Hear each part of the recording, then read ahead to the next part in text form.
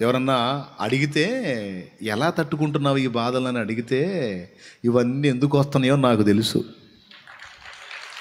ఇవన్నీ ఎందుకు వస్తున్నాయో నాకు తెలుసు. నాకేం కలతలేదు వాటిని గురించి.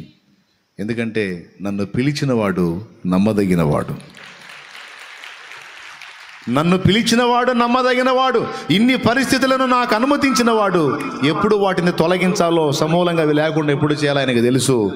అయినా ఇవన్నీ కలిపి నా మేలుకే కదా, ఇవన్నీ కలిపి నా మంచికే కదా. ఆయన ఇప్పుడు నేను ఎందుకు కలత చెందాలి? ఆయన నన్ను ప్రేమిస్తున్నాడు కదా, ప్రాణం కంటే ఎక్కువగా ప్రేమిస్తున్నాడు కదా. కరువైన, ఖడ్గమైన, హింసైన, ఉపద్రవమైన, వస్త్రహీనతైన, ఆకలి దప్పులైన క్రీస్తు ప్రేమ నుండి నన్ను ఎడబాపలేవు కదా.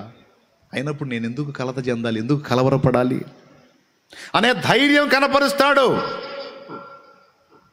అలాంటి విశ్వాస్యతను వ్యక్తపరుస్తాడు.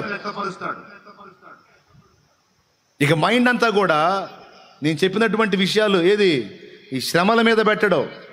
అవన్నీ వస్తాయి, నడుస్తాయి, వచ్చేనాడు అవుతాయి, పోయేనాడు అయ్యే పోతాయి, దేవుడే తీసేస్తాడు, అన్నీ నాకు మంచిగా తీసుకొస్తాడులే. కానీ అవి కాదు. ఇప్పుడు నేను ఎలా సిద్ధపడాలి రాకడకు, ఆ దినము సమీపించుకోలది నేను ఎలా ఆయత్తపడాలి, అనేకుల్ని ఎలా ఆయత్తపరచాలి అన్న దాని మీద మైండ్ పెట్టుకుంటాడు. ఇది నా పాయింట్.